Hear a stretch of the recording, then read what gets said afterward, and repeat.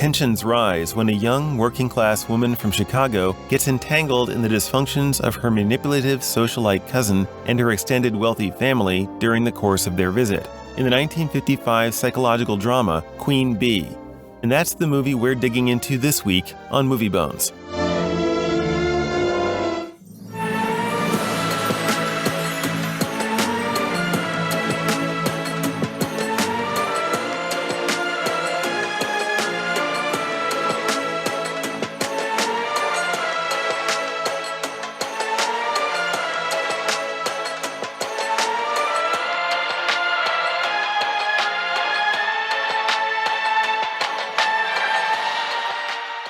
We will have a talk, won't we, Judd? Like old times. There's nothing to discuss. I think we should talk. I don't like to insist, but I insist. I expect you to do something about this. It's natural for Carol to want to get married and have a place of her own. I'm not so sure. Of what? That she will get married. That is Eva Phillips, as played by Joan Crawford. She's kind of like the matriarch of this kind of Southern Belle plantation it still has, not slaves anymore, but, certain kind of help, if you will, but still of that kind of background.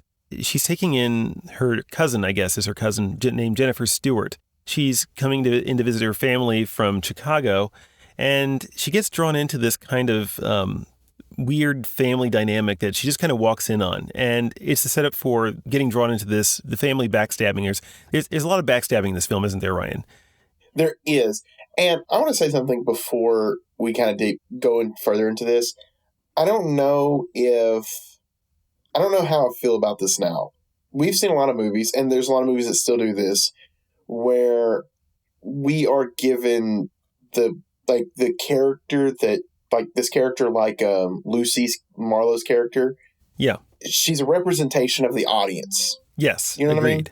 We're there to see her through this. Like, now she becomes less of that as time goes on, but we have a lot of movies where it's like you have this bare bones character who they're there to lead the audience through the film. And so like they're kind of like a blank template for a while. And I don't know, like there's something about that kind of draws me out of movies now, because like I can pick up on it really quick now. Yeah. It's a trick. So, it's a trick of the writing, I think. Yeah, and I get it. And I get why it's doing it, but I don't know. Maybe we'll talk about this a little bit later on, like how I wish the story might have gone if not for that. But like it just, she's our observer. We're observing the film through her eyes for the most part. I think that Hollywood has gotten better over time at doing those kind of, you are there through the character's eyes, but still giving the character something meaningful to do at the same time, something reasonable that's like so that you can see how someone in that character's position would act in that position. And she's only got one real, I hate to say it, but she's only got one real meaningful part of this movie, and it kind of comes out of left field. Which part is that? You refresh my memory. Well, I'm just talking about the romantic angle of her part of it. Okay. Yeah. That was like that. See, again, it came out of left field for me. It didn't really feel like there was a bunch of build up to it. Yeah. I feel like I'm overly critiquing the film. Oh, no, no. That part you're talking about, I think, and it's like the fact that she, it becomes infatuated. Let's just say it. She becomes infatuated with the Queen Bee's husband, so to speak. Yeah. His name is Avery. Was it Avery Phillips? Yeah, Avery Phillips. It's Avery Phillips. Yeah.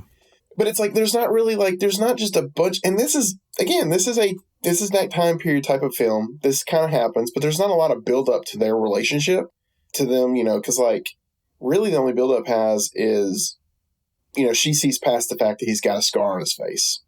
Yeah, that's noble, Yeah. She sees past that fact, but like he's got like what we learn at the very beginning of the film is he married her.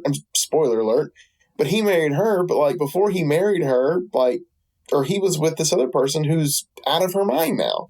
She's not direct family to Eva. Am I correct in saying that? There's a lot of people in this cast, and I'm trying to figure that out. Why are they here? They all have one thing in common. It's kind of like, how everyone in It's a Mad World hated the mother-in-law. Yes. It's the one thing they all had in common. Well, it's kind of like that here too. Instead of, Ethel Merman's, mother-in-law, you've got you got Eva Phillips, played by Joan Crawford. She's, the queen bee. And everyone shows up at her house. All these people, I'm not even clear of their relationship entirely all the time. A lot of them come in and out and come and go. And it's like, well, now, who was that? But none of them like her. And yet they're there. And I'm like, oh, what brought you here? You know what I mean? You never find that out. You never find that out. And the other thing is, too, is that, yes, I want to make this clear. She's a manipulative person, but she does not, like, from what I understood about this movie, like the story itself, none of this belongs to her. You know what I mean? You mean the mansion, the plantation? Like, pretty sure it all belongs to Avery, doesn't it? Okay, now, I suppose it doesn't exactly make it clear why they're all there because they still hate her. They just had the cast as too big. You could have told this story that they're trying to go for. And let me tell you folks out there is a story here, I think. There's a better version of this story in this movie. It's just that it gets buried under a lot of extra stuff. And one of those extra categories of things comes in the way of just a cast that's too big and all these, these various subplots that don't go anywhere. Yeah, and we're thrust into a story that's already happening. Yes. And it's confusing. Like, that's the thing. It's like, yeah, it can get really confusing because, like, you've already, audience, you've noticed that, like, I just watched this film the other day. Like, I wasn't really picking up. I thought it was all his. I thought it all belonged to him. And I'm like, and even in that world at the time period, in a way, it still belongs to him. Basically, what I'm getting at here is, like, her power that she had over all of them, it did not feel true. Yes. Like, it's like at any moment they could have looked at her, any of them could have looked at her and say, hey, how about you get over yourself? I know, right? It's like, and then, like, yeah. Because a woman like that has to have some kind of either emotional or, real world, like, consequence kind of, leverage over a person. They have to be dependent on them financially, which I didn't get the feeling that they were dependent on her financially. I didn't get the feeling that they were. I mean, let's take this to another movie that we both like. We're gonna watch this one soon. But it's Sunset Boulevard, where you understand the protagonist, who why he's so dependent on Norma Desmond. Yes, exactly. From the get-go, you understand his position is tough. It's hard, and he becomes embroiled in this because of that real world kind of pressure, the real world pressures he's under. I don't get the feeling that any of these people have those kind of pressures or have succumbed in any way to emotional manipulation to the point where, you've become emotionally dependent on Eva. So they all just seem really sick of her. And it's like, well, leave. Can't believe this cactus is hurting me when I hug it. Well, stop hugging it. Stop hugging the cactus. No one's forcing you to hug the cactus. No, don't hug the cactus, people. Don't do it. We've seen enough now. We know how these movies operate. We know how these writing oftentimes operates. It felt like they could have done something way different with this character to make her more villainous. That we would like, man, how are they going to get out of this situation? And it just never came to fruition. They make her power almost mythical.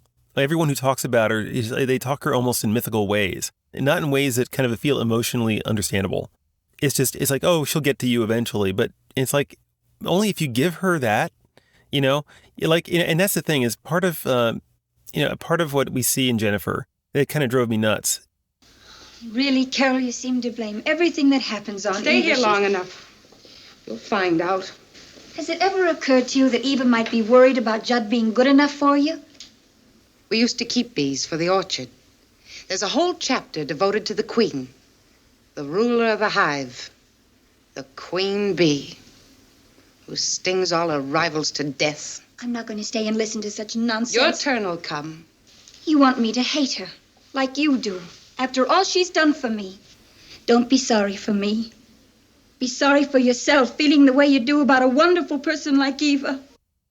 Now, I didn't say I was about the half-hour mark in, and I hadn't seen anything that would engender that kind of devotion to Eva at all. If Jennifer was portrayed in a way that made her vulnerable, that you could see that she wasn't a strong person, that she had a weakness there that in terms of that could be exploited, then I would understand a little bit better. But that doesn't see. She's just, like you said, like I said at the opening, she's just kind of an every woman. She's an every person, So she's the vessel for the audience to see themselves in. And so So you don't. So in that because the audience and her overlap so much, it's like, well, I don't see it. So why does she see it? And because you can't see it, that kind of took me out of it pretty early on, actually.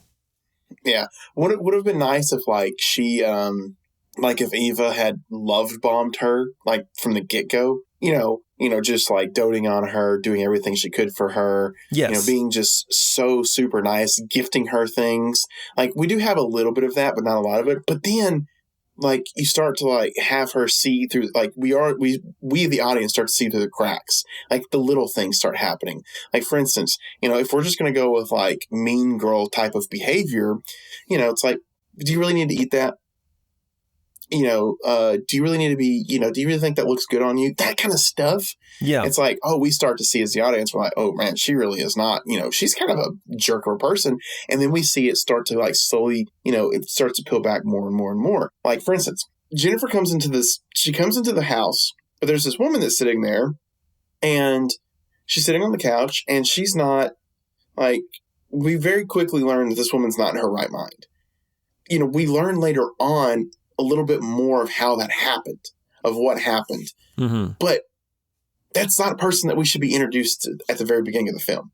Like that's, you know what I'm saying? Like the whole, let's see the cracks start to form. Let's see the meanness start to come out. And then we push it to, oh, and then this happened.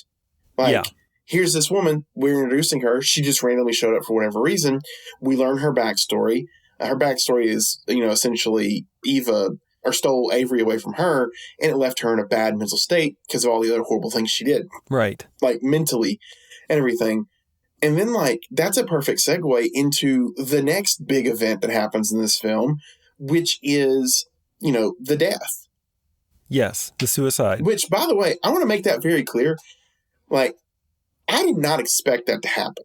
Like, I was like, they actually did something like that. Like, I did not think that was going to happen at all. Like, I wasn't expecting it, but it caught me by surprise because I was like, wow, they went that route, that someone's treatment of someone else could lead them to something so, cataclysmic. Yeah. Like that. Yes, you see at the beginning of like what she does to people is potentially there. That caught me by surprise. And I was like, oh, we're a serious film, or we're trying to be a serious film anyways. Yeah. And I'll also say the ending, the way they tried to work it, did seem like it would have been in, kind of a satisfying way to end. I have other problems with the way things shook out. They're not as big as the other problems, but it's like, at least I could see that they were trying for something in trying to wrap up the story fairly, in a satisfying way. But still, it's like, the way they do it, it's like they push Jennifer into Avery's arms, basically. It just didn't feel natural. It's a consequence, I think, almost of whenever there was a guy and a girl in a scene and the emotions were intense, that the pressure was on the actors to, well, now you kiss. It doesn't matter what the intensity of the emotions are, just kiss. There was that aspect too. And along those lines, too, I'll say, by the way, and this goes kind of with something I've seen about Joan Crawford. We saw her last week, or recently in the one with Jack Palance. I can't think of the name of it right off the top of my head. Sudden Fear. Sudden Fear, that's right. I'm starting to pick up a little bit of like Norman Desmond-ish type flavor to her. And I think it's embedded in her style of acting. I don't know if that bodes well or not, because I think she's very good when she's restrained. But this movie has a lot of that kind of a little bit over the top, kind of soap opera-ish element to it. It does take away from the film. I think it could have been a lot more subtle that way. Yeah, I agree. Making it subtle, it's so over the top because like her emotions are just big. Everything that she does, it's if she's happy, it's big emotions. If she's sad, that whole scene. You didn't bring me my breakfast this morning. It's about Carol. But I forgive you. Eva, listen to me. Oh, it's such a beautiful day. It's about Carol. She's dead, Eva. She's killed herself.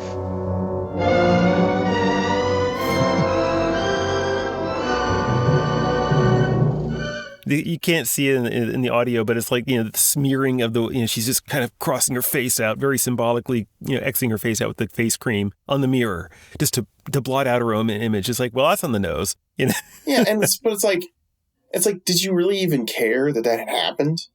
If anything, you could make an argument that she cares most about is she just lost someone that she was trying to torture. You could see that. Yeah. And that would be worthwhile to explore too, but it's a little unclear whether or not she's unhappy for that reason or it's because, or she's trying to, because someone else is there and she has to put on a show, because she's all about keeping on an appearance, right? That's what she's doing from the very beginning. It's all about the appearance, right? Even if it is cracking at the seams badly. Yeah. Another issue with this character too that I have is, and I'm not going to put it on the acting too much here, but another issue is again, just the dynamics of everything. You think she'd just be you think the cruelty would just extend in different ways. It does not extend to the house help, which, that's problematic in and of itself, but it is what it is. It doesn't extend to the kids. Of course, we don't really see the kids all that much, but it doesn't really extend to them. No. The kids are more of a tool, than anything else. Yeah. So it's just it's because, and I know, you could make an argument well, you don't want to be mistreating kids and, movies like that. I'm perfectly understandable, but it just does not extend far enough for me to believe she's this truly terrible person. She's annoying.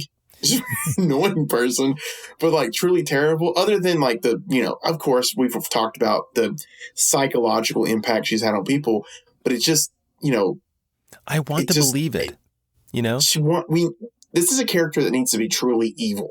Yeah. Truly evil.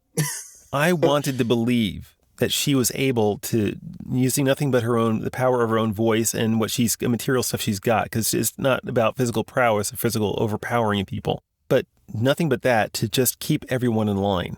And in terms of the psychological aspect, whether it's psychological or she is just ground these people down. But that's the thing is, it's that they can see through her. Once you can see through into someone's illusion, they have no power over you.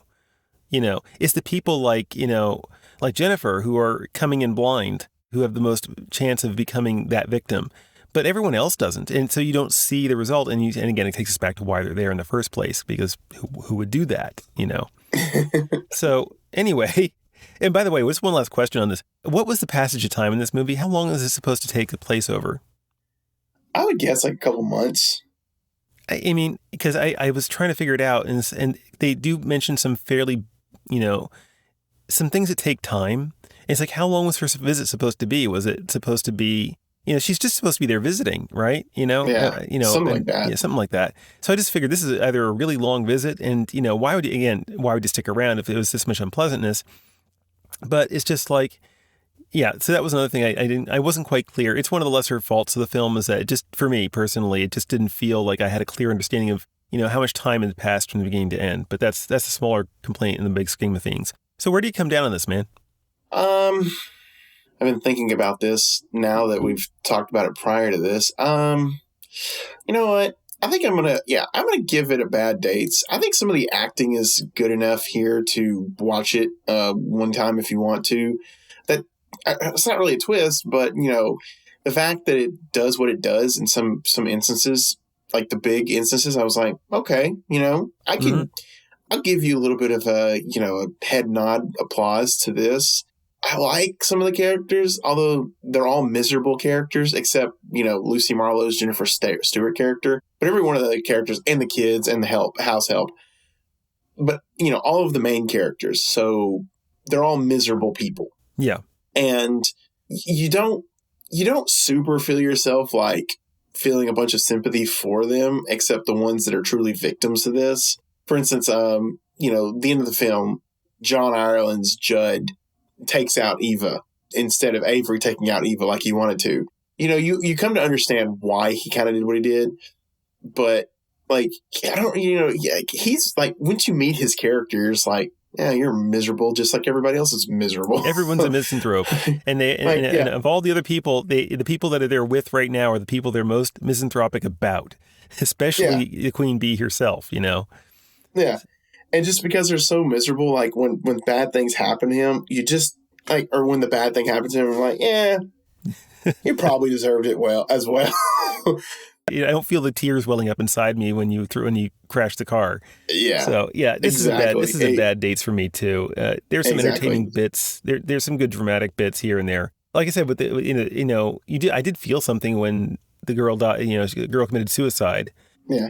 I will say this real quick before we sign off here.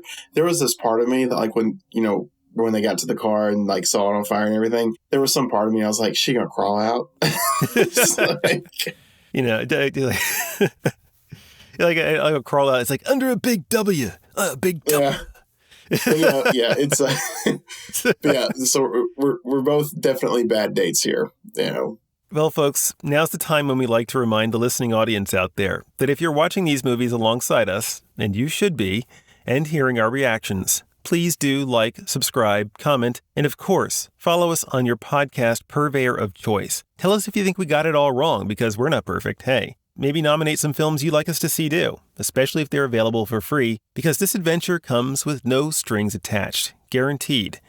In any case, Ryan and I thank you for sticking with us on this shared journey. And on the journey ahead, what do we have this week, Ryan? What do we have this week? Well, we have I don't know if I want to give all of this away right now, but anyways, our next film is I'm going to say these names wrong, is starring Toshiro Mifune, I think. Mifune, and is directed by or produced by Akira Kurosawa. Yes. It is. Do I want to give away what we know this movie's about? Or not what it's about. Well, I mean, are you asking me? I was like, I think, yeah, sure, go ahead. We know enough about it to be able to share that. This is a retelling of Macbeth. This titled Throne of Blood. Mm-hmm. Throne of Blood. So it's going to be really interesting. Macbeth's one of the, I haven't personally read all the way through it, but I know enough about it, Macbeth, to know that is a great story, so I'm excited about it. Yeah. Oh, yeah. Me too. I mean, I did read Macbeth in full. I think in middle school or high school or early high school. I think it was high school. But yeah, definitely. So yeah, that'll be our third Akira Kurosawa film. It'll be see Sanjuro do him some Macbeth. I guess nothing else to say, Ryan, except I'll see you next week. See you next week. All right. See you next week, folks. Bye bye.